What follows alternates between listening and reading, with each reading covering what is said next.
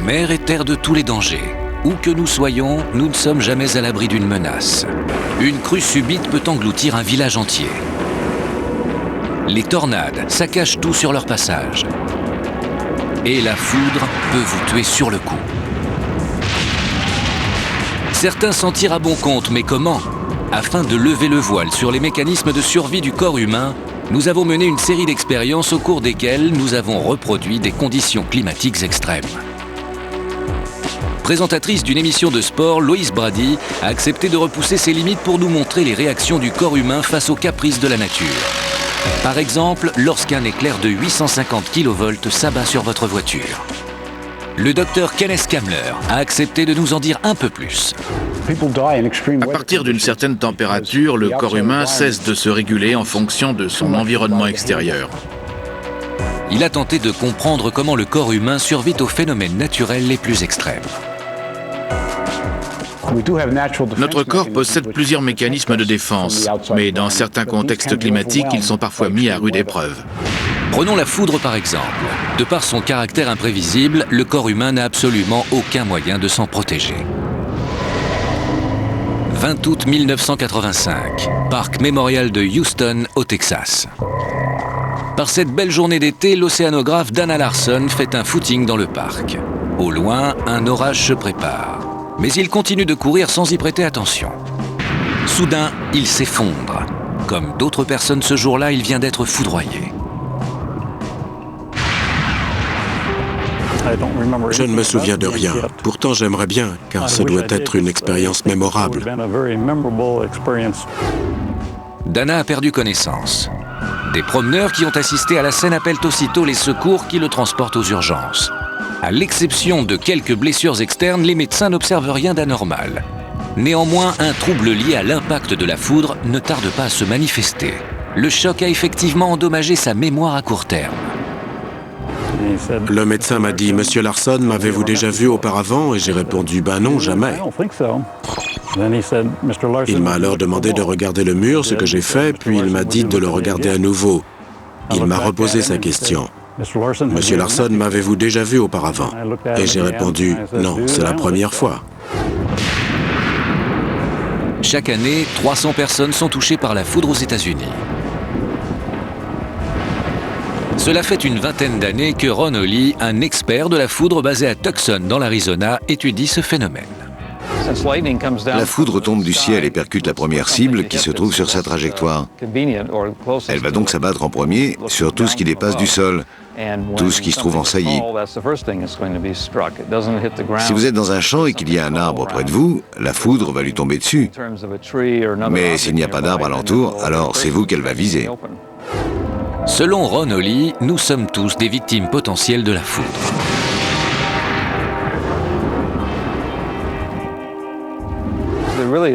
Dehors, on n'est à l'abri de rien.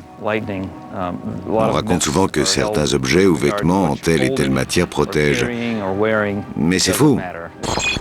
Si vous êtes au beau milieu d'un champ et qu'il n'y a aucun arbre autour de vous, vous constituez une cible de choix pour la foudre. Curieusement, de nombreuses victimes sont foudroyées par le sol. Dans la moitié des cas, la décharge électrique surprend ses victimes en rebondissant au sol. Elle remonte par les pieds, et c'est pour cela qu'on entend souvent des gens dire que leurs chaussures ont explosé. C'est parce que la décharge venait d'en bas. Après avoir été frappé par la foudre, Dana Larson a également souffert d'un traumatisme des nerfs et de profonds maux de tête. Quand le mal de crâne survenait, j'avais envie d'en finir. Et puis ça s'est estompé. Mais si jamais les maux de tête avaient persisté, j'aurais mis fin à mes jours. Dans son malheur, Dana Larson peut s'estimer heureux, car la foudre tue une 60aine de personnes chaque année aux États-Unis.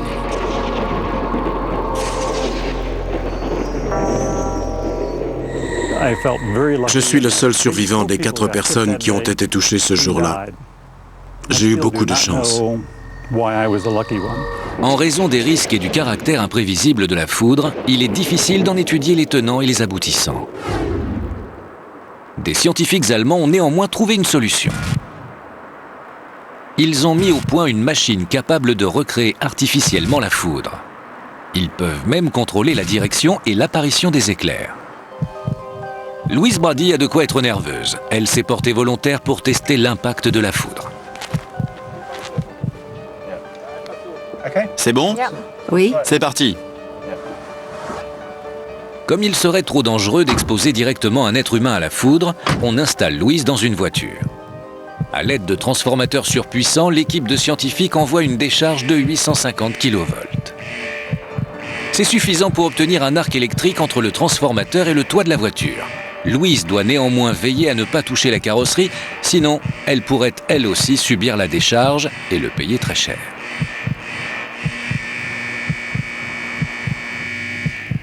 On m'a certifié que je ne ressentirai rien.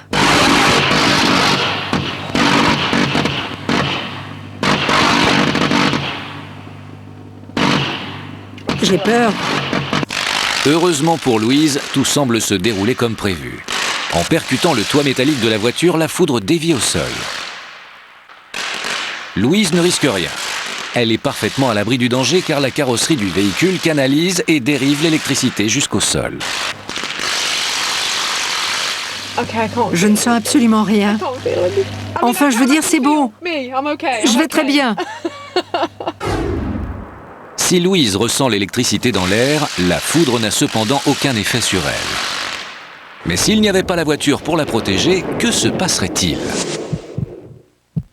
Notre corps abrite un conducteur qui peut s'avérer dangereux en cas de forte décharge. Il s'agit du système nerveux central, un ensemble d'organes conçus pour transmettre les signaux électriques. Le corps humain n'est que réaction chimique et circuit électrique. Lorsqu'une personne est foudroyée, le corps entier se retrouve écrasé sous le poids d'une incroyable force électrique. C'est comme un court-circuit qui provoquerait l'arrêt complet du système. Tant que la décharge électrique n'affecte pas les organes vitaux, la victime a des chances de survivre. En revanche, les chances de s'en sortir sont infimes si elle atteint le cœur. Le choc modifie les pulsations cardiaques et lorsque le cœur ne parvient plus à pomper le sang, il s'arrête de battre. Pour la victime, le risque est donc mortel. La foudre frappe la plupart du temps en plein air, mais par temps orageux, tout le monde est à la merci de la foudre. 4 septembre 2001, Cordell, dans l'Oklahoma. Justin Norris a 15 ans et travaille dans un drive-in. Dehors, le temps est à l'orage. Justin n'a apparemment aucune raison de s'inquiéter puisqu'il travaille à l'abri. Mais au moment où il enclenche le micro pour prendre la commande, un éclair déchire le ciel. J'avais ma main droite sur le bouton du volume quand j'ai vu la foudre tomber sur le panneau des menus situé à l'extérieur. Et là, la décharge électrique s'est propagée le long des câbles et moi, je me suis effondré d'un coup. Une puissante décharge projette Justin au sol. J'ai tremblé pendant 2h30 et on m'a expliqué que c'était à cause de l'électricité qui essayait de sortir de mon corps. Je ne me rappelle pas du tout des 10 heures qui ont suivi l'accident. Justin s'en est sorti, mais le lobe frontal de son cerveau, qui joue un rôle important pour la mémoire, a été atteint. J'ai souffert de perte de mémoire à court terme.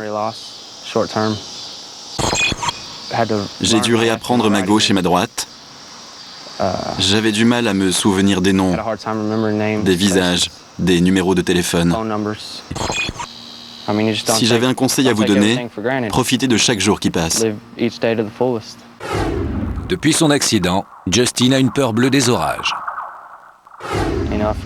Quand je sens qu'un orage se prépare, je me tiens à l'écart de tous les appareils électriques qu'il y a autour de moi. Dana Larson et Justin Norris ont vu leur existence basculer en un éclair. Mais les effets de certains phénomènes naturels mettent plusieurs jours à se faire ressentir. C'est le cas des fortes chaleurs. Ce soir, dès 22h, des agents utilisent des techniques scientifiques pour résoudre des crimes non classés. Nous avons vu que la foudre pouvait tuer quelqu'un en l'espace de quelques secondes. Nous allons maintenant nous pencher sur un phénomène qui, à long terme, peut faire des centaines de victimes. 1995, la canicule s'empare de Chicago dans l'Illinois. La température extérieure est montée jusqu'à 38 degrés avec un pic à 49. De nombreuses personnes ont souffert de la chaleur et plus de 700 ont payé de leur vie. La marge de survie de l'être humain par rapport aux températures extérieures est relativement étroite. Si nous n'avions aucun mécanisme de défense contre la chaleur, notre corps se dessécherait comme un bout de viande sur le grill. Mais comment notre corps se protège-t-il de la chaleur? Louise Brady s'apprête à subir un test tout aussi violent que le premier, celui de la canicule. L'expérience est supervisée par Kinetic, un laboratoire de recherche qui étudie les conséquences des phénomènes extrêmes sur des soldats. Louise va passer 45 minutes dans une pièce chauffée à 46,5 degrés, soit la température moyenne de la vallée de la mort en Californie. Avant de s'enfermer, Louise avale un minuscule émetteur radio qui permettra d'enregistrer sa température interne jusqu'à la fin de l'expérience. Sa température initiale est légèrement supérieure à 37 degrés. Je relève 37,47, c'est ça? Une caméra infrarouge analyse l'évolution de sa température externe. En bleu, une température normale. En rouge, une température élevée. Louise marche sur un tapis de jogging comme si elle faisait une excursion en plein désert. Bien que Louise soit une jeune femme sportive, elle a du mal à supporter la température ambiante. Pour survivre, Louise doit protéger ses organes internes de la chaleur. Il lui faut ainsi maintenir son cœur, son foie et son cerveau à une température normale. Heureusement, le corps humain est pourvu de mécanismes de refroidissement. Les tissus sanguins se dilatent de manière à augmenter l'afflux sanguin sous la peau et éviter aux organes internes de surchauffer. Le corps régule sa température par radiation et convection. Il fonctionne comme le radiateur d'une voiture et dissipe la chaleur. Ce mécanisme est efficace, mais jusqu'à un certain point seulement. Si la température de l'air est plus élevée que celle du corps, celle-ci augmente progressivement au lieu de chuter. Dans ce cas, le corps possède un mécanisme de secours qui va lui permettre d'évacuer l'excédent de chaleur. Ce fameux mécanisme n'est autre que la sudation. Des gouttes d'eau perlent sur la peau de Louise. Ce phénomène d'évaporation refroidit l'épiderme, ce qui permet de réguler la température des vaisseaux sanguins superficiels et donc des organes vitaux. L'inconvénient de la transpiration, c'est qu'elle puise toute l'eau du corps et peut entraîner une déshydratation, soit une perte des liquides organiques composés d'eau et de sels minéraux. À plus ou moins long terme, cela peut provoquer un dysfonctionnement des organes vitaux. La mécanique du corps humain est parfaitement huilée, mais dès qu'on le prive de ses sels minéraux, les répercussions sont nombreuses et affectent l'ensemble des organes, parfois de manière fatale. Louise vient de passer 45 minutes dans une pièce chauffée à 46,5 degrés. Grâce à une caméra infrarouge, on peut observer l'évolution de sa température externe. L'image de droite montre Louise à l'issue du test. On constate que la température externe du haut du corps a augmenté. Je suis éreintée. Vous n'imaginez même pas comme j'ai chaud, j'ai l'impression que je suis en train de bouillir. La température externe de Louise est montée à plus de 37,7 degrés, mais ses mécanismes de refroidissement ont bien fonctionné et sa température interne n'a que peu augmenté. Louise est à l'abri d'éventuelles complications. En revanche, son corps a souffert et a perdu environ un demi-litre d'eau.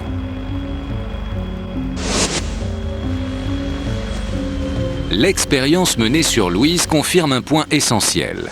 Ce n'est pas la chaleur, mais la déshydratation qui fait des victimes.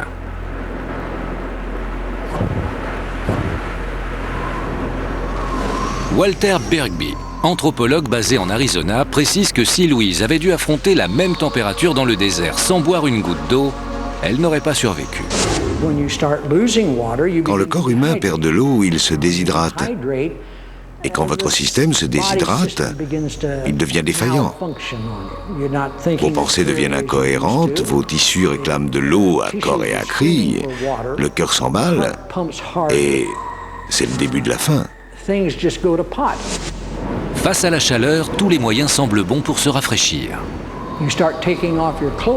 Premier réflexe, on enlève ses vêtements. Mais au contraire, il ne faut surtout pas se déshabiller, car cela accélère la déshydratation, à tel point que ça peut provoquer des hallucinations. On se met alors à tourner en rond et c'est comme ça qu'on finit par tomber. Une fois que le cerveau est atteint, c'est fini. Votre corps se met à manquer d'eau et la déshydratation vous plonge dans un état de démence. Et là, c'est fichu. Vous perdez toute votre énergie et tombez rapidement d'épuisement. Une fois que vous êtes à terre, c'est soit que votre heure a déjà sonné, soit qu'elle approche. C'est une mort lente et atroce. Malheureusement, dans certaines régions chaudes du globe, il arrive que des gens meurent d'épuisement. Il est cependant inutile de traverser les continents pour connaître ce genre de phénomène dévastateur. La menace gronde au sein même de nos villes et de nos maisons. Nous ne sommes jamais à l'abri des caprices de la nature. Nous avons vu qu'il était néanmoins possible de survivre à la foudre ainsi qu'à la déshydratation provoquée par les fortes chaleurs qui sévissent dans le désert. Mais un autre phénomène menace nos vies, et parfois même à l'intérieur de nos propres maisons. Les tornades. Les tornades sont un phénomène typique des chaudes journées d'été. Certaines saccagent tout sur leur passage. Avec des vents pouvant souffler jusqu'à 480 km/h, elles ravagent le paysage et entraînent bien souvent la mort dans leur sillage. Elles surgissent de nulle part, attaquent par surprise des villes entières et provoquent généralement des dégâts sans précédent. L'Oklahoma n'a pas oublié la tornade qui s'est invitée sans frapper par une belle journée de mai 1999. De nombreuses maisons ont été détruites. De ce quartier, vous voyez qu'il ne reste plus que des piles de gravats. Une tornade de plusieurs centaines de mètres a envahi le nord de l'Oklahoma et dévasté la petite ville de Bridge Creek. Le pasteur Tom Duquette se souvient de cette journée effroyable. C'était la première fois que je voyais le vent souffler aussi fort. Je n'avais jamais vu ou vécu d'aussi près une tornade de cette taille. C'était énorme. On ne voyait même plus le ciel et on sentait la terre se dérober sous nos pieds. Et il y avait ce bruit strident, comme un cri. Soufflant à 480 km/h, les rafales ont tout balayé. Le vent charriait des débris d'une douzaine de mètres, des trucs de la taille d'une maison. Si vous voulez mon avis, il n'y a pas grand-chose à faire pour se mettre à l'abri d'une tornade pareille. C'était vraiment énorme. Lors d'une tornade, la plupart des dégâts sont provoqués par les débris que le vent soulève et projette à plusieurs centaines de km/h. Pour avoir une idée des ravages que peuvent provoquer ces improbables missiles, nous avons rendez-vous avec le docteur Roger White du Centre de recherche kinétique. Grâce à ce pistolet à air comprimé géant, dont la puissance équivaut à celle d'une tornade, nous allons voir que le moindre objet peut se transformer en projectile. Pour prouver que n'importe quel objet devient dangereux sous l'effet d'une tornade force 5, nous allons tirer un bonbon sur une plaque en plexiglas. Une cale en polystyrène contrôlera la vitesse de projection. Projeté à plus de 480 km/h, le bonbon traverse sans difficulté les 2,5 mm de la plaque en plexiglas. L'expérience a été réalisée avec un bonbon mou. Mais à 480 km/h, le plexiglas a volé en éclats. On peut facilement imaginer les conséquences d'un tel impact sur le corps humain. Les tornades font des milliers de victimes chaque année. Mais un autre phénomène naturel bat ce triste record, les crues subites. Les crues subites résultent généralement de pluies torrentielles qui font sortir les rivières de leur lit. C'est exactement ce qui est arrivé à Boscastle en Angleterre. Ce petit village est particulièrement prisé des touristes pour sa beauté et la quiétude de ses environs. Mais personne n'est prêt d'oublier le déluge qui a balayé la région au cours de l'été 2004. Richard et Rachel Strauss visitaient le village quand le drame s'est produit. Ce jour-là, ils ont joué de malchance. Lorsqu'ils regagnent leur voiture en fin de journée, la rue dans laquelle ils s'étaient garés est littéralement noyée sous les eaux. Personne ne se rendait bien compte de la gravité de la situation. À l'évidence, la rivière était sortie de son lit. Mais personne ne s'attendait à ce que ça dégénère. Habituellement calme, la Valency est en train de déverser des millions de litres d'eau dans le village, piégeant au passage bon nombre d'automobilistes dans leur voiture. En voyant la vitesse à laquelle l'eau montait, j'ai compris qu'on courait un véritable danger. Et puis j'ai vu une femme qui sortait la tête par le toit ouvrant de sa voiture et qui criait à l'aide. Les minutes passent et l'eau continue de monter à une vitesse effroyable. Désormais, elle emporte tout sur son passage. On voyait l'eau qui continuait de monter et on entendait des gens hurler. Puis les premières voitures ont commencé à dériver. N'écoutant que son courage, Richard se jette à l'eau pour essayer de sauver l'automobiliste prisonnière de son véhicule. L'eau menace à présent d'emporter aussi bien Richard que la voiture dans laquelle est enfermée la jeune femme. J'étais avec cette femme, la conductrice du véhicule. Elle était littéralement paralysée par la peur et refusait de bouger. Mais je lui ai dit qu'il ne fallait pas rester là. 20 minutes se sont écoulées et Rachel redoute que son mari Richard ne se soit fait emporter par la vague. J'avais envie qu'il revienne et j'avais très peur. Richard parvient finalement à extirper l'automobiliste de son véhicule. La rue principale du village est noyée sous les flots. Le bitume a disparu sous un véritable torrent et des millions de litres d'eau déferlent dans les rues du village. Des hélicoptères procèdent alors à une évacuation d'urgence. L'inondation aura provoqué pour plusieurs millions d'euros de dégâts et laissé le petit village de carte postale les pieds dans la boue et les débris. Mais par chance, elle n'a fait aucune victime. Si votre lave-vaisselle a un air miteux, essayez le nettoyant pour lave-vaisselle Jet Dry. Il est facile à utiliser et sa formule avancée dissout les dépôts calcaires qui peuvent causer les vilaines taches. Ciel de Nottingham, en Angleterre. Elle va devoir affronter 25 000 litres d'eau à la seconde.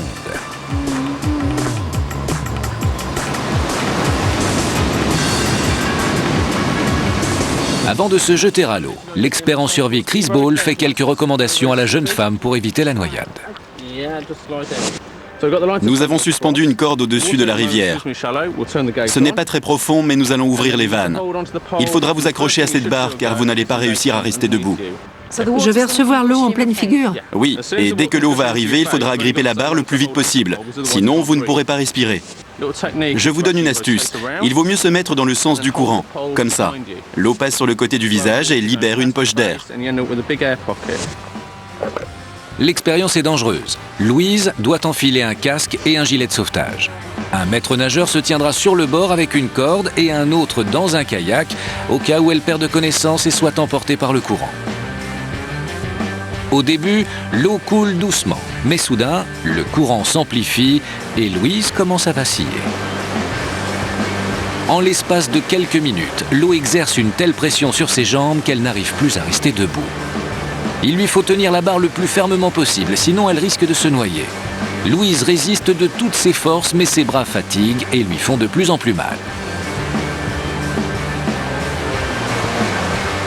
Au bord de l'épuisement, elle finit par tout lâcher.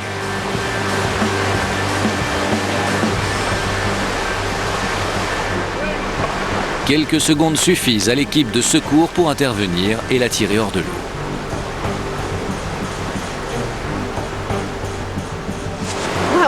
L'eau exerçait une pression incroyable. J'avais l'impression qu'on m'arrachait les jambes. Et j'ai essayé de tenir le plus longtemps possible. Mais l'eau était si froide et déferlait à une telle vitesse que je n'ai pas pu. C'est impossible de s'en sortir, j'arrivais plus à tenir à la barre. L'expérience montre qu'il est quasiment impossible pour un être humain de résister à la violence des crues subites. Louise était surveillée de près, mais dans la réalité, il y a rarement quelqu'un pour vous repêcher lorsque vous lâchez prise. En outre, vous risquez à tout moment de vous faire assommer par un débris ou d'être aspiré par un tourbillon. Une soudaine montée des eaux peut faire bien des dégâts, mais les caprices de Dame Nature ne s'arrêtent pas là. Le froid est lui aussi un défi pour le corps humain. Nous ne sommes pas toujours préparés à affronter les sautes d'humeur de la nature. Nous avons vu que notre résistance à la chaleur était limitée. Mais c'est encore plus vrai pour le froid. Et c'est à nos ancêtres que nous devons ce que d'aucuns considèrent comme un défaut de fabrication.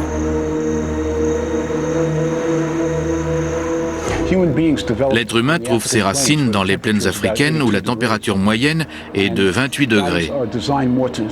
Exposé à de fortes températures des siècles durant, Le corps humain a donc pris l'habitude de combattre et d'évacuer la chaleur. Le problème, c'est qu'il n'a jamais été habitué au froid. Pour mieux connaître les mécanismes de défense dont nous disposons, nous avons demandé à Louise Brady de passer un nouveau test, celui du froid. Louise est dans une pièce chauffée à 12 degrés 7, l'équivalent d'une belle journée d'automne. Bien qu'il ne s'agisse pas d'une température extrême, cela peut suffire à provoquer une hypothermie. Les techniciens se réchauffent en faisant des allées et venues, mais Louise est enfermée dans une chambre froide et son corps doit s'y habituer, en particulier les organes vitaux tels que le cœur ou les poumons. Il est impératif de les maintenir au chaud, car il suffit que la température interne du corps baisse de quelques degrés pour que le fonctionnement des organes vitaux soit perturbé. Heureusement, Louise a de quoi se défendre. Le sang qui affleure sous la peau est protégé par une couche isolante de tissu adipeux et réchauffe les organes internes. La température de la pièce est constante, mais au bout de 5 minutes, un second mécanisme de défense se met en marche. Louise frissonne. Sous la vibration des muscles, son sang se réchauffe et maintient son noyau central à température. Jusque-là, ses organes vitaux sont protégés, mais Louise a toujours aussi froid. Louise dispose néanmoins d'un troisième mécanisme de défense, la chair de poule qui provoque une érection des poils. Ainsi hérissés, ils forment une couche isolante qui réchauffe l'épiderme. Mais la pilosité de Louise étant plutôt réduite, la protection n'est que temporaire. Le corps humain ne dispose pas de mécanismes de défense véritablement efficaces contre le froid. Ainsi, lorsque la température interne chute, le corps humain perd rapidement le contrôle des réactions chimiques. Le froid paralyse complètement notre système et notre corps ne réagit plus. Et à partir du moment où nos armures tombent, on meurt. 15 minutes se sont écoulées. Comme prévu, la situation ne fait qu'empirer. Ils vont bientôt mettre en route une turbine pour recréer l'effet du vent et on m'a prévenu que j'allais avoir très froid. Le vent souffle à un peu plus de 35 km/h, ce qui engendre une différence de température d'environ 8 degrés. La température de la pièce est toujours réglée à 12 degrés 7, mais à cause du vent créé par la turbine, il fait véritablement 4 degrés. Louise ne tarde pas à ressentir les effets de ce changement. Cette expérience démontre donc que notre capacité de résistance au froid dépend plus de la force du vent que de la température extérieure. Associé au froid, le vent est mortel. Le corps humain peut supporter des températures relativement basses. Mais dès que le vent se lève, la chaleur générée par le corps est purement et simplement balayée. Et nous nous retrouvons sans défense. Je suis gelée. Sur ces images infrarouges, on peut voir que les extrémités du corps de Louise ont considérablement refroidi. À gauche, le corps de Louise avant, à droite, le corps de Louise après. J'avais l'impression d'être complètement figée. Il soufflait un vent tellement froid que mes yeux partaient dans tous les sens. Je me suis mise à claquer des dents et tous les poils de mon corps étaient au garde à vous. J'avais très froid. La température interne de Louise a perdu environ 4 dixièmes, mais sa température externe a chuté de 5 degrés. Quelques minutes passées au chaud suffiront à tout faire entrer dans l'ordre.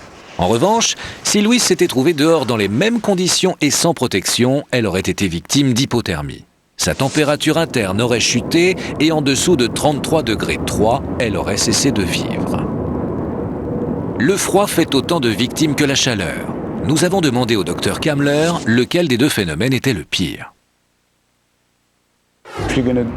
De 2 mots, je choisirai le moindre. Je pense qu'il vaut mieux mourir de froid car lorsque la température interne chute, le cerveau se met à fonctionner au ralenti. On est donc de moins en moins conscient de ce qui se passe. Certaines victimes racontent même avoir éprouvé une sensation de chaleur, ce qui me paraît moins douloureux. Le froid provoque une mort lente, mais ce n'est pas le cas des averses de grêle.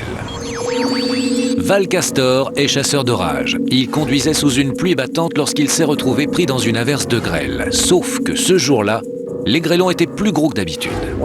Il s'est mis à tomber des grêlons de la taille d'une balle de tennis. Je n'avais jamais vu un truc pareil. On a essayé de s'enfuir le plus vite possible, mais on n'a pas eu le temps. On s'est retrouvé coincé. Bon sang! Des centaines de grêlons plus gros les uns que les autres martèlent le véhicule de Val. La camionnette ne s'en est pas remise. Ça a détruit les vitres, les phares, les clignotants, les feux arrière, l'antenne sur le toit, sans parler du pare-brise. Du coup, on voyait plus rien. Il y avait des morceaux de verre qui volaient dans tous les sens. D'ailleurs, j'ai eu une bonne douzaine d'entailles au bras à cause des éclats de verre du pare-brise. La vitesse à laquelle les grêlons tombent dépend de la gravité, de leur taille et de la force du vent. Au moment de l'impact, la vitesse d'un grêlon de 2,5 cm de diamètre se situe aux alentours de 72 km/h. Pour un diamètre de 7,5 cm, comptez 135 km/h. Ça va? Ouais, tout va bien. Mais quels sont les véritables dangers d'une averse de grêle? Nous avons posé la question au Dr Roger White de Kinetic. Il étudie actuellement l'impact des grêlons sur les moteurs d'avion. À l'aide de son pistolet à air comprimé, il s'apprête à tenter l'expérience avec des grains de glace de taille différente. Le canon du pistolet mesure plus de 18 mètres et peut lancer des projectiles à la vitesse de 1450 km/h, soit une vitesse supérieure à celle du son. Une capsule en polystyrène maintient la bille de glace à l'intérieur du canon. Les billes servant à l'expérience n'ayant pas toutes la même forme, il faut s'assurer qu'elles soient toutes projetées à la bonne vitesse. Comme le calibre du pistolet est plus gros que les billes de glace, nous avons dû trouver une solution pour arriver à les maintenir bien au centre du canon. Afin de pouvoir effectuer un tir précis, nous avons donc calé la glace dans un étui en polystyrène. La capsule en polystyrène est un moyen efficace de maintenir les billes de glace. Mais pour des tirs plus puissants, il est nécessaire de la protéger avec une coquille en aluminium. Sinon, le polystyrène risque de se désintégrer sous la pression du gaz comprimé. La précision des deux capteurs infrarouges qui calculent la vitesse des billes est de 1,80 m par seconde. L'expérience débute avec un grêlon de 7,5 cm de diamètre projeté à 170 km/h sur la vitre d'une voiture. Celle-ci explose d'un coup. Que se serait-il passé avec un être humain? Comme il serait trop dangereux de tenter l'expérience, le Dr White tire plusieurs grêlons de tailles différentes sur des fruits et légumes. Chacun de ces grêlons est projeté à sa vitesse réelle. Voilà ce qui se passe lorsqu'un grêlon de 2,5 cm de diamètre percute une pomme à 88 km/h. Une plaque en plexiglas. Un grêlon de 7,5 cm sur une citrouille. Et sur un mannequin grandeur nature en fibre de verre.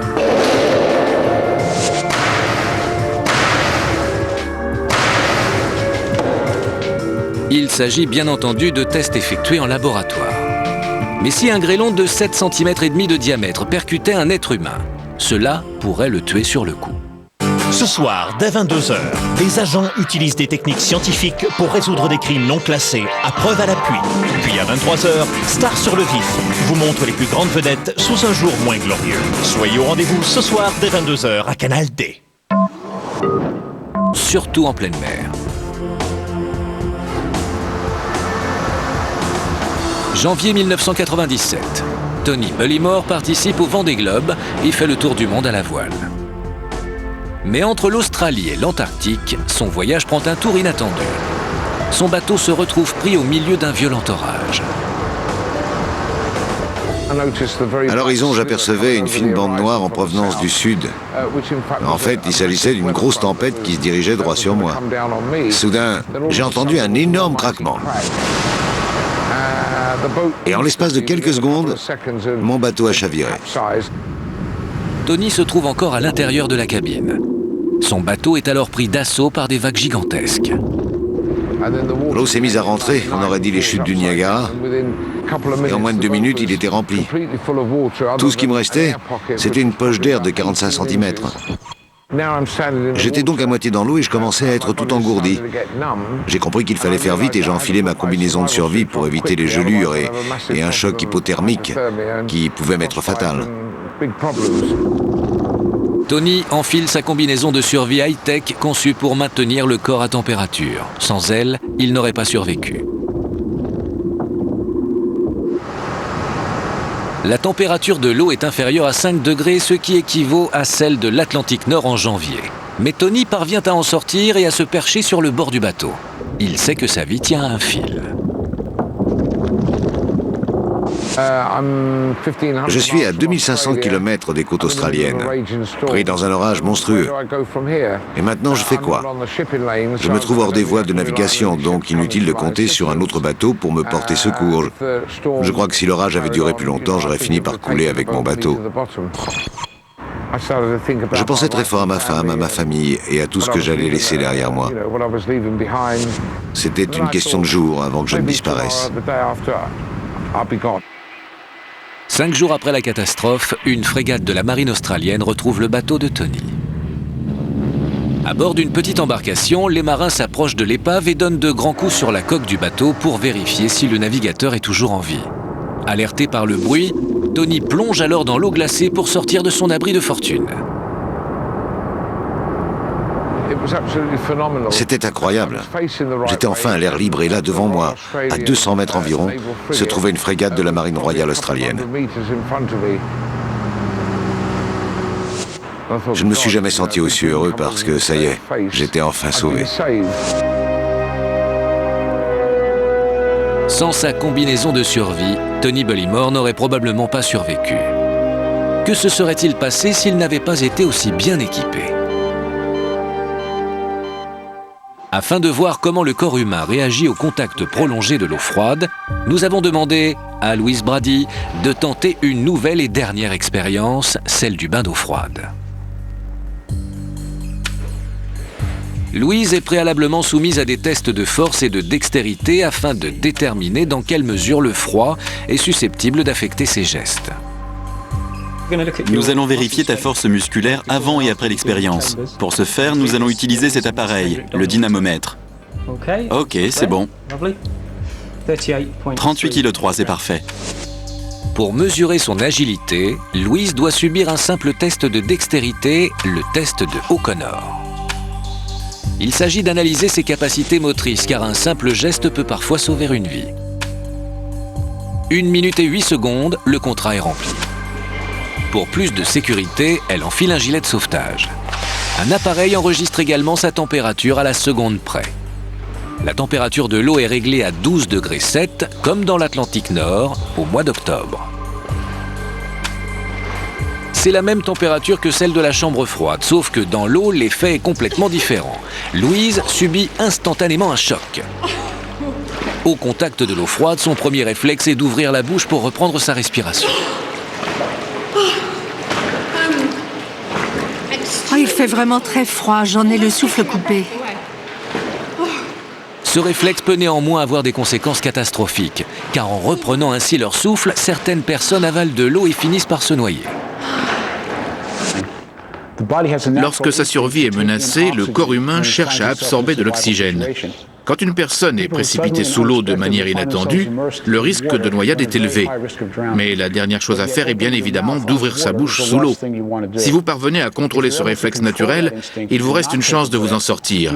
Mais encore faut-il arriver à remonter à la surface. Nous avons vu que Louise avait parfaitement réussi le test de la chambre froide. L'eau étant à la même température, en quoi est-elle plus dangereuse? En fait, il faut savoir que l'eau refroidit le corps humain 25 fois plus vite que l'air. Le problème de l'eau froide, c'est qu'elle aspire littéralement toute la chaleur de votre corps. C'est ce phénomène de déperdition de chaleur qui a entraîné la mort de centaines de personnes lors du naufrage du tristement célèbre Titanic. Les personnes montées à bord des canots de sauvetage ont survécu car elles étaient seulement exposées à l'air froid. Mais à l'exception d'une dizaine de passagers, tous ceux qui se sont retrouvés à l'eau sont morts, alors que la température était la même qu'à l'air libre.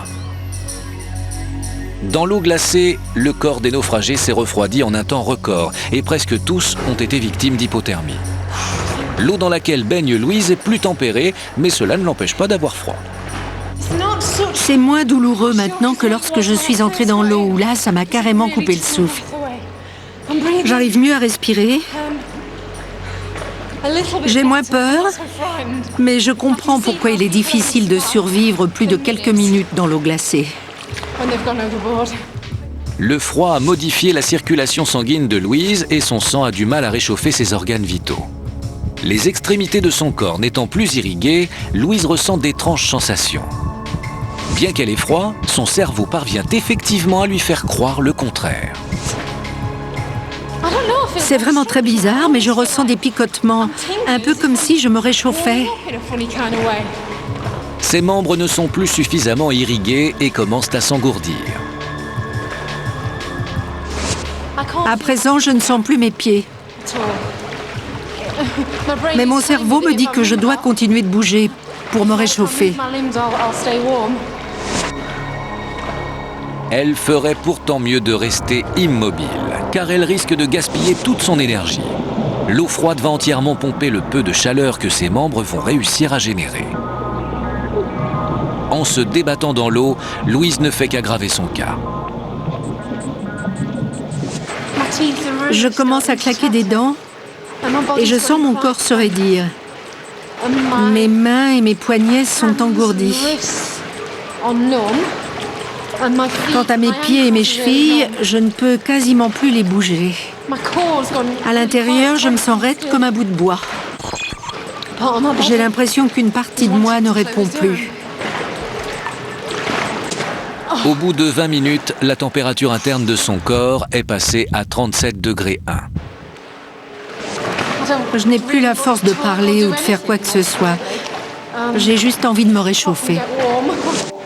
Cette perte de température varie d'un individu à un autre.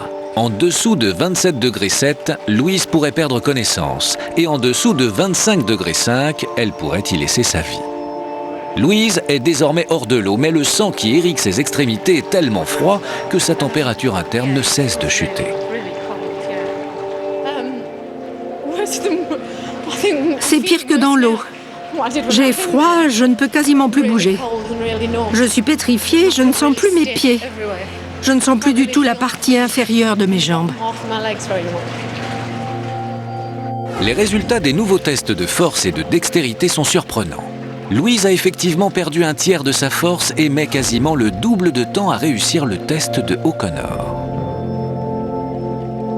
C'est parce que le froid a créé un ralentissement des réactions chimiques de ses muscles et de son cerveau. Ce dernier est nettement moins efficace et ses muscles ne lui permettent plus de contrôler ses gestes de manière précise. Si Louise s'était trouvée en pleine mer, sans doute n'aurait-elle pas réussi à monter à bord d'un canot de sauvetage ou à envoyer un signal de détresse. Au contact de l'eau chaude, la température de Louise revient à la normale. Je n'ai jamais eu aussi froid de toute ma vie. Maintenant, je comprends pourquoi, dans l'eau froide, les gens n'ont plus la force de bouger, ni même la force de réfléchir. J'avais l'impression que je n'en verrais jamais le bout. C'est pour cela que certains préfèrent abandonner et se laisser mourir. Louise n'est restée que 20 minutes dans l'eau. En pleine mer, elle serait morte en quelques heures. Nous avons vu que la nature était capable des phénomènes les plus terribles. Des tornades qui saccagent tout sur leur passage, des crues subites qui engloutissent des villes entières ou encore des tempêtes qui répandent la foudre. Nous avons également vu les effets dévastateurs du chaud, du froid et de l'eau glacée. Alors comment se fait-il que certains survivent là où d'autres échouent ? D'un point de vue physiologique, nous sommes presque tous égaux. Comment expliquer que nous ne le soyons pas face au danger ? En fait, tout est question de prévention. Le bon sens et l'intelligence semblent être nos meilleurs atouts. C'est pour cela que nous construisons des abris, des kits de survie, des vêtements spéciaux et que nous essayons de développer de nouvelles technologies capables d'anticiper les phénomènes les plus divers. Mais qu'en est-il lorsque nous nous retrouvons pris au cœur de la tourmente ? Comment affronter la nature et ses dangers ? L'intelligence n'est d'aucun secours lorsqu'on se retrouve dos au mur. Notre seule et ultime défense, c'est donc la volonté. Face à ce genre de phénomène extrême, le mental joue un rôle essentiel. Les survivants des grandes catastrophes sont généralement des personnes qui ont réussi à garder leurs esprits et le contrôle de la situation. La plupart d'entre eux vous le diront. J'ai vu la mort en face, mais j'ai résisté de toutes mes forces. Je l'ai fait pour ma famille, par conviction religieuse, par fierté. La détermination est notre seule force. Vous l'aurez compris, votre meilleur atout face aux caprices de la nature, c'est encore le désir de survivre envers et contre tout.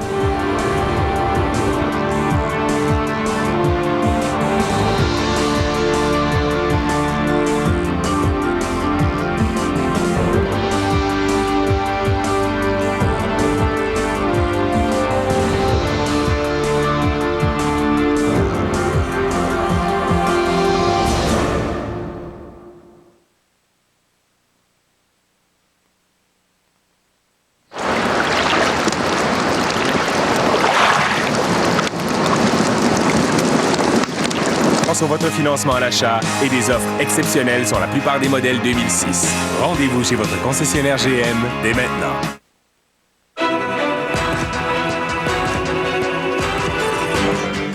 Ce soir, au téléjournal. Nous avons 4 navires qui sont arrivés, qui sont dans le port. Soulagement à Beyrouth. L'évacuation des Canadiens se fait mieux après un premier voyage frustrant. Guy Cloutier est libre. Après 19 mois de prison, l'ex-impresario peut rentrer chez lui. Un sport trop extrême. Le Wigo Kite a déjà fait 3 morts et des centaines de blessés. C'est pas un tube à mettre sur le marché présentement. C'est carrément retiré parce que c'est un tube qui est trop dangereux.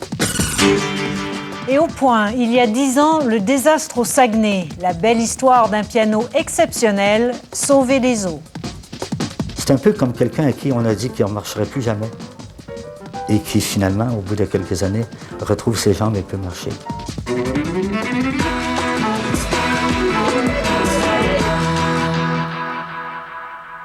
Mesdames et messieurs, bonsoir. Les milliers de Canadiens encore au Liban et leurs proches au pays peuvent enfin espérer un rapatriement rapide et ordonné. Après le cafouillage des premiers jours, tout est maintenant en place pour assurer une évacuation dans les meilleures conditions possibles.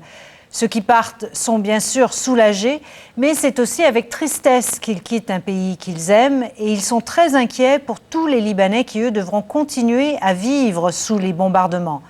Notre envoyé spécial Maxence Bilodeau a rencontré les tout premiers évacués. Mais d'abord, Raymond Saint-Pierre nous raconte comment cela se passe à Beyrouth. Raymond, le Canada n'est pas le seul pays qui a eu des difficultés. Oui, le Canada s'est fait reprocher tous ces problèmes rencontrés pendant l'évacuation, mais il n'est pas le seul pays.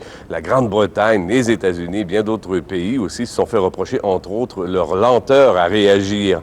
Il s'agit là d'opérations extrêmement complexes, même en temps normal. Et ici, on est en contexte de guerre. Imaginez un petit pays comme le Sri Lanka doit trouver une façon d'évacuer 80 000 de ses citoyens. En tout cas, pour les Canadiens, les Libano-Canadiens qui sont partis aujourd'hui, les choses se sont déroulées relativement bien.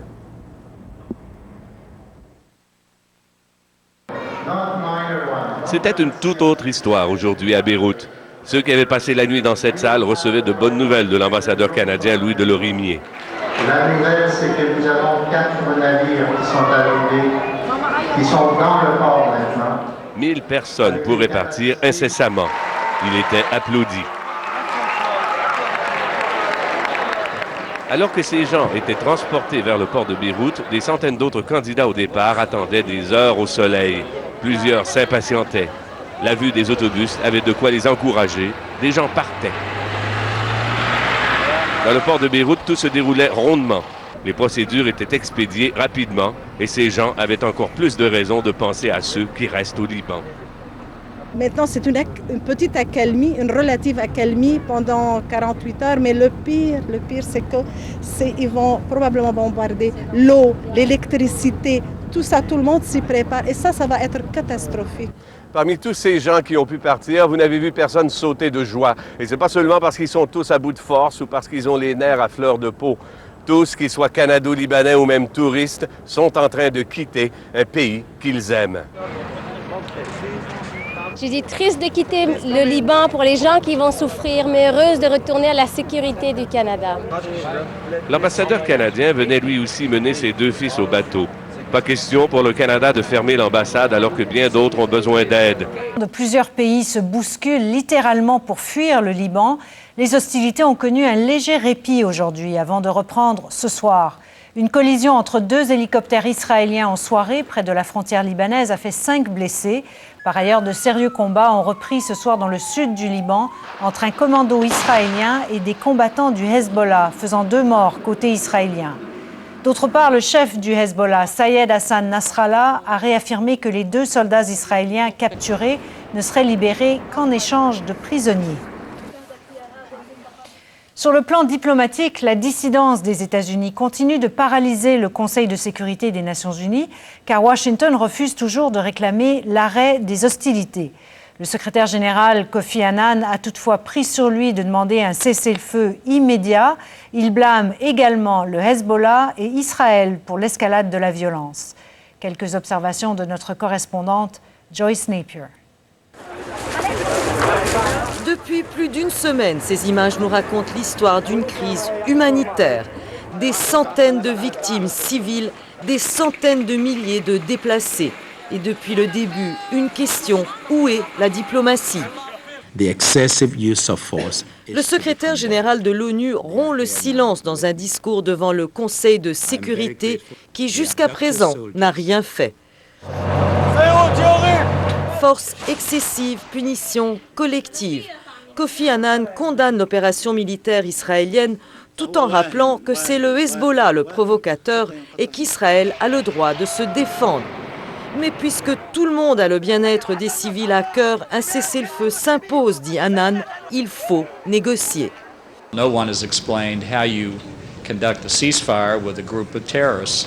Personne ne nous a expliqué comment négocier un cessez-le-feu avec un groupe terroriste, dit l'ambassadeur américain à l'ONU.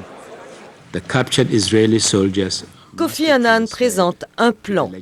Les 2 soldats israéliens capturés il y a 8 jours doivent être transférés au gouvernement libanais.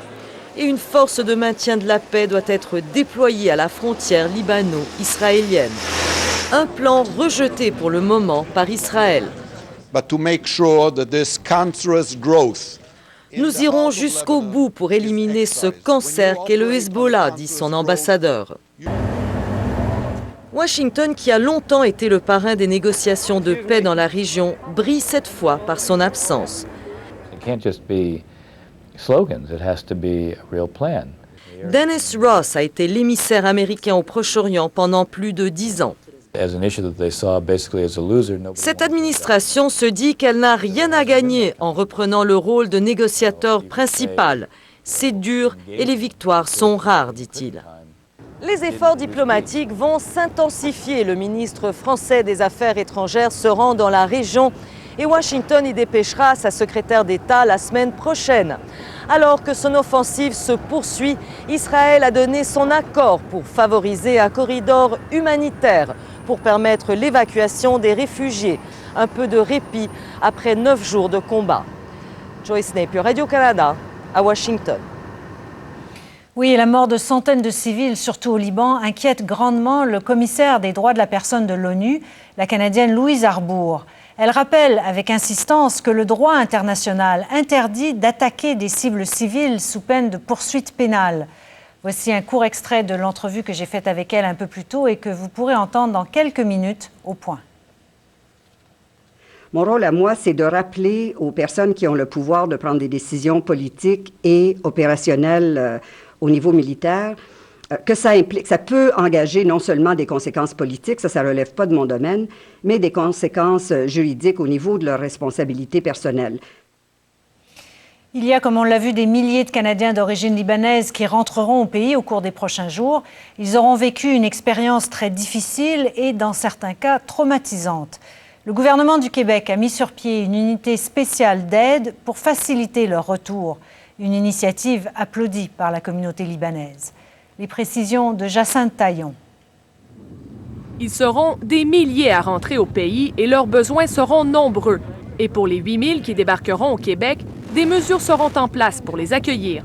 Il y aura sans doute des traumatismes vécus par des citoyens québécois qui reviendront du Liban. Alors on veut mobiliser les ressources. L'aide sera disponible dès l'arrivée à l'aéroport Pierre-Éliott Trudeau.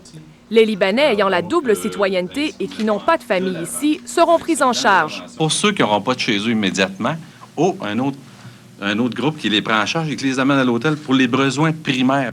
De l'aide psychologique est aussi prévue. Le psychologue Stéphane Gay prévoit que 10 à 15 % des arrivants auront des symptômes post-traumatiques. Des symptômes qui les amènent à revivre l'événement, disons, en imaginaire, soit sous forme de flashback ou encore de cauchemar. Si la communauté libanaise de Montréal salue l'initiative de Québec, elle se dit furieuse de l'inaction du gouvernement canadien. On attend toujours que le gouvernement canadien nous appelle, nous contacte pour nous demander de quelle façon ils peuvent venir en assistance à la communauté ici. This is a war zone. Quelques heures après cet appel à l'aide, le gouvernement Harper annonce $1 million pour répondre aux besoins humanitaires au Liban. Mais rien pour ceux qui feront bientôt leur entrée au Canada. Malgré cette aide humanitaire et un détour à Chypre pour amener une centaine d'évacués au pays, le premier ministre Harper semble incapable d'apaiser les frustrations des Libanais d'ici. Pour eux, le Canada doit à tout prix condamner Israël. Jacinthe Taillon, Radio-Canada, Montréal. Le Canadien Momin Khawaja, détenu à Ottawa, au cœur d'un complot terroriste à Londres. Le célèbre coup de tête, le déjà retraité Zinedine Zidane écope d'une suspension de 3 matchs. On en vient à l'autre nouvelle importante du jour qui concerne Guy Cloutier.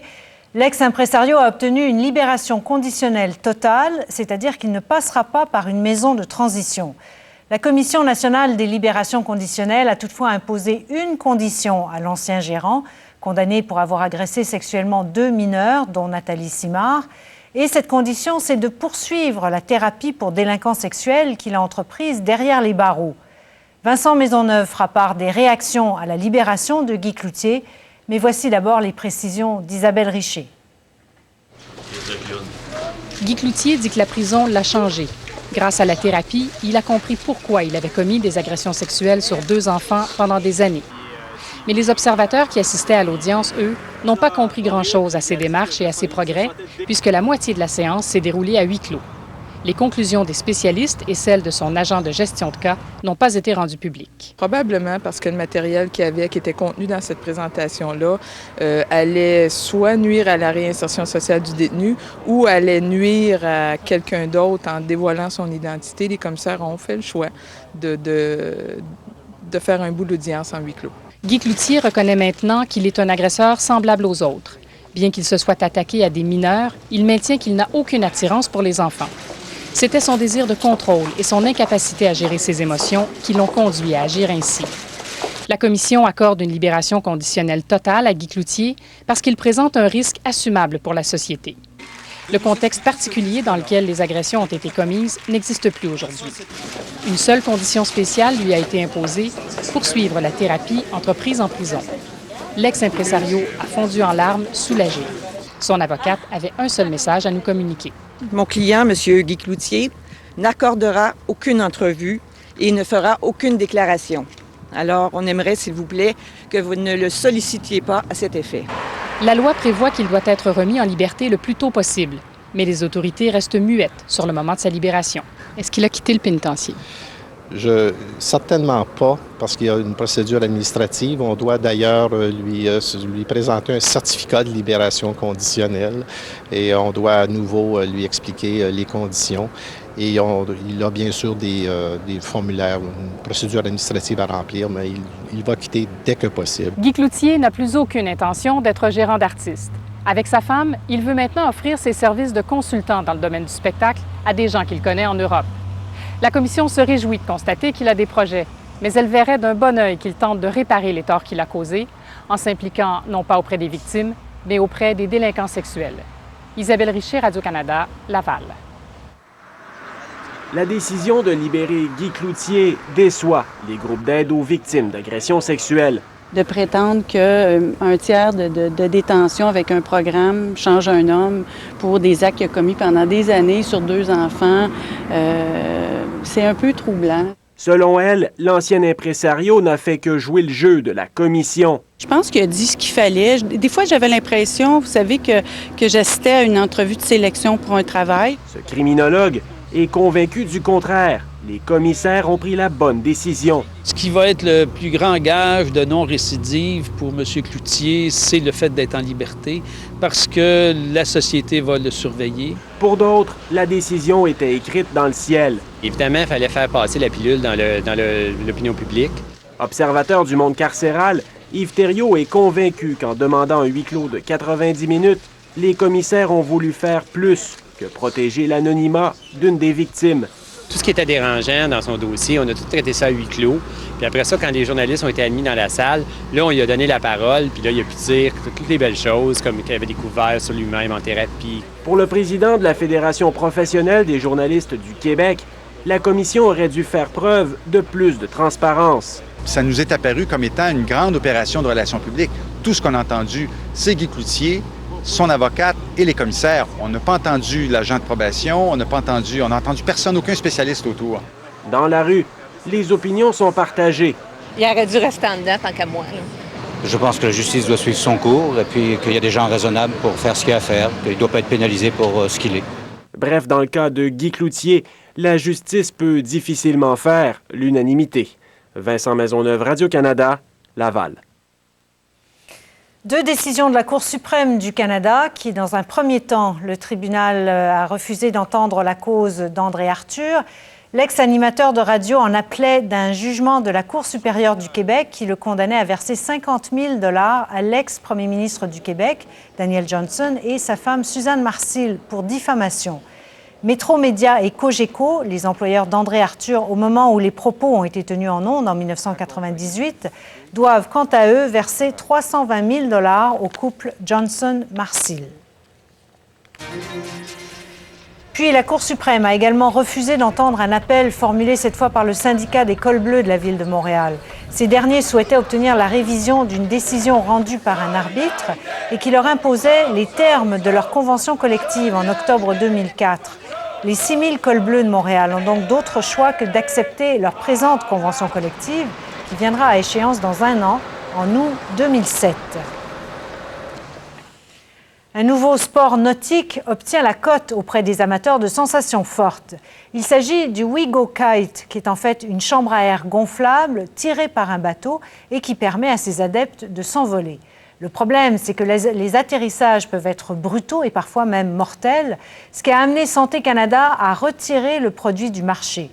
David Gentile nous fait découvrir ce nouveau sport extrême. C'est le dernier né de la famille des sports extrêmes. Le WeGo Kite est une chambre à air tirée par un bateau qui permet à ses adeptes de s'envoler à 10 ou même 15 mètres dans les airs. Oury a aussi travaillé avec Belmondo, Montant et Coluche.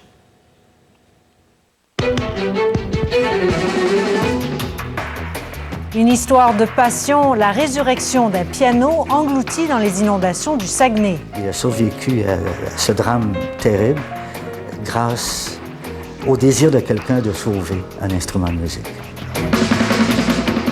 Et la crise du Liban, le droit international interdit de cibler des civils. Une entrevue avec Louise Arbour. Quand on voit que des civils sont victimisés chaque fois, même s'ils n'étaient pas ciblés comme tels, je pense que on commence à se poser des questions.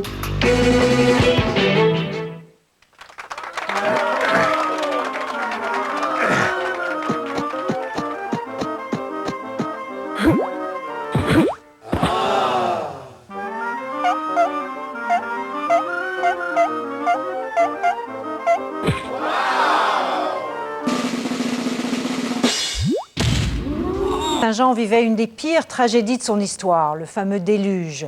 Chacun a son histoire du déluge. En voici une hors du commun. Le sauvetage d'un piano Steinway d'une école de musique de Jonquière. Une histoire racontée par Sonia Perron et France Desourdis.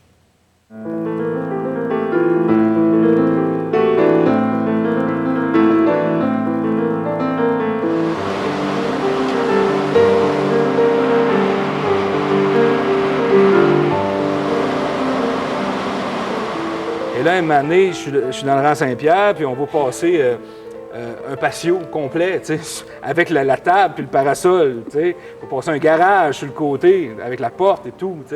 Là, je demande aux policiers, je dis, qu'est-ce que tu en penses? Ça va-tu monter jusque dans mon studio de l'autre côté?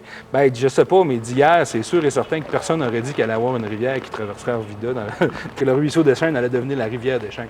Tu te dis, ça se peut pas, là, c'est pas dans un film, c'est ici. 20 juillet 1996. Tout se bouscule. Personne ne mesure l'ampleur de ce qui se passera. C'est empli d'eau. C'est empli d'eau jusqu'à la bâtisse. Ici, il ne reste plus rien. Pourtant, il y a 10 ans, l'atelier de musique de Jonquière y avait son école avec ses 1200 étudiants. Le matin du déluge, Pauline Morier, alors directrice de l'atelier, se précipite vers son école. Au sous-sol, les instruments, mais surtout un magnifique piano Steinway de concert de 9 pieds. Pierre Doré enseigne et surtout inspire plus d'un étudiant avec sa troupe québéquissime qui fait honneur au Saguenay-Lac-Saint-Jean. Quand il voit l'eau envahir le quartier, Pierre Doré pense au grand piano de la salle de concert de l'atelier de musique. Sauver un piano, quand il y a un déluge et qu'il y a des maisons envahies, des sous-sols, les gens qui paniquent, c'est pas un peu futile? C'est peut-être un peu futile. En même temps, c'est un piano qu'on considérait beaucoup comme, quand je te dis que c'est un piano qui a une âme, c'était un piano qui faisait partie de notre entourage. C'était un piano qui avait une valeur historique pour nous autres. C'était comme sauver une œuvre d'art. Tout le monde de Québec ici, puis ils ont dit, ben, on peut te donner un coup de main. Ils disent oui. Peut-être. Alors, avec leur bras fort, ils ont décidé de surélever les pattes. Et là, on se croyait bien tranquille. Je me souviens, on avait fait un chemin avec des bureaux, des pupitres pour se rendre jusqu'à la scène, de l'entrée de la salle de concert jusqu'à la scène. Puis là, c'était comme... L'image que j'avais, c'était une pochette de disques de Pink Floyd. T'sais. Un piano et une salle de concert, c'est de l'eau. C'était extraordinaire comme image. Là, ben, on fait un petit jam sur le piano en passant, dans un jam aquatique. Je me rappelle, je pense que j'avais joué Singing in the Rain ou un truc comme ça. Mais l'improbable est arrivé. Jamais on aurait pu penser qu'il allait arriver une vague de boue de 7 pieds le lendemain, quand le boulevard allait céder, que là, donc, ça a complètement arraché toutes les vitrines de la salle de concert, ça a étampé le piano dans le mur. Donc, et une chance que c'est pas arrivé pendant qu'on était là, parce que ça c'est arrivé vite. Et puis c'est là que j'ai eu la vision d'un piano qui venait de finir sa vie. Qu'est-ce que ça vous a fait? Ben, je sais pas, c'était comme une fin de quelque chose, une fin triste.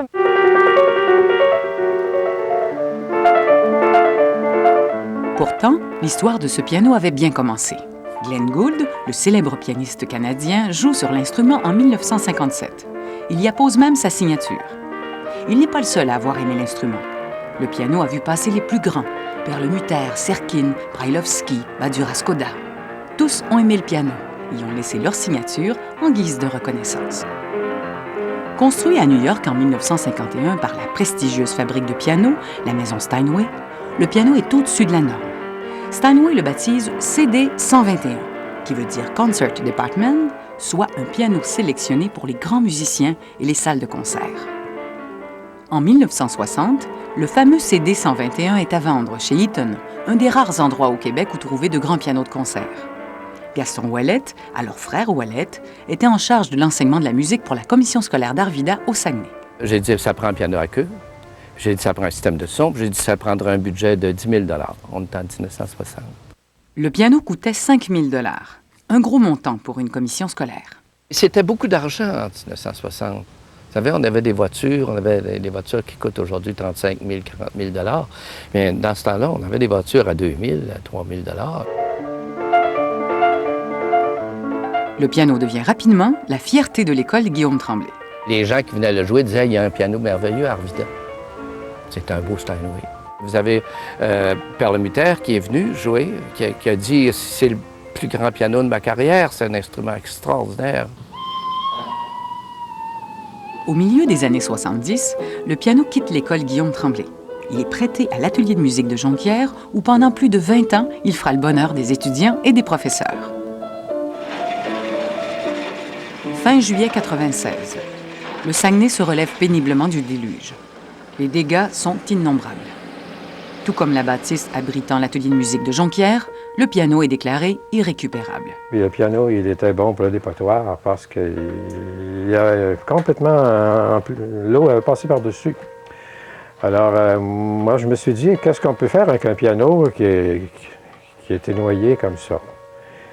On n'avait pas de précédent à savoir si un piano qui a été dans l'eau peut revenir à la vie.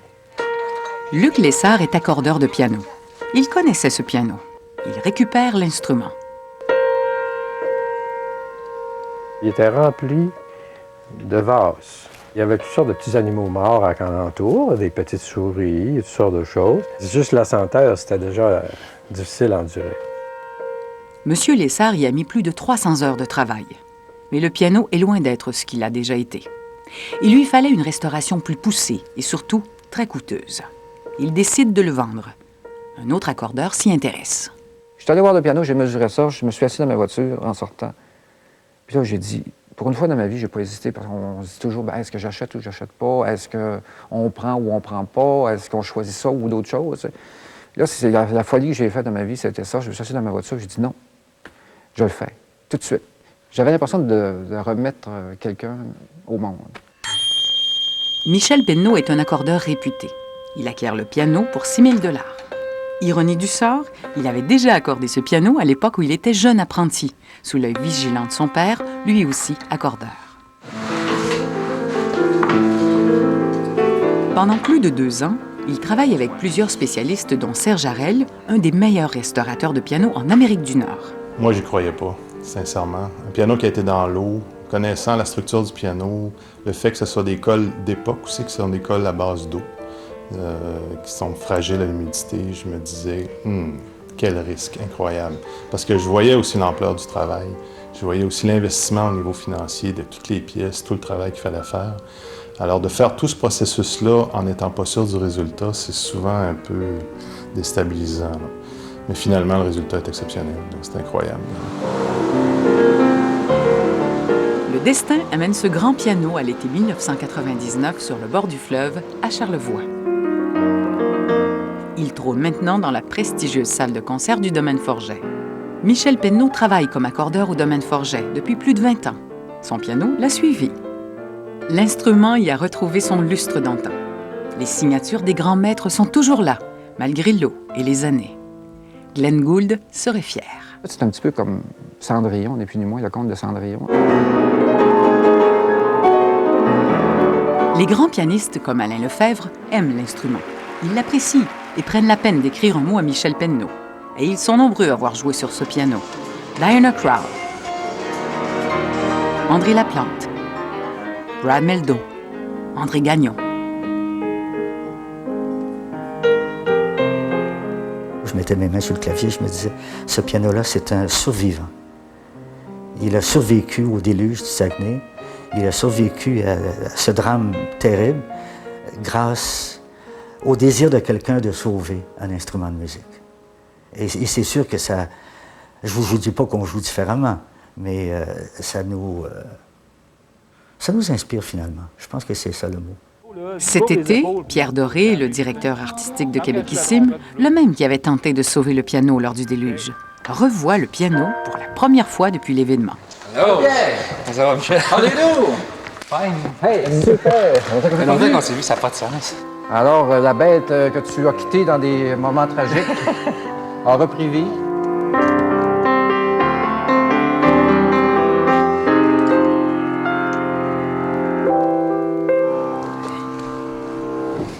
Quand tu dis un piano qui jase, c'est ça, hein? T'embarques là-dessus, tu sais quand est-ce que tu vas commencer à jammer, tu sais pas à quelle heure tu vas finir. C'est ça.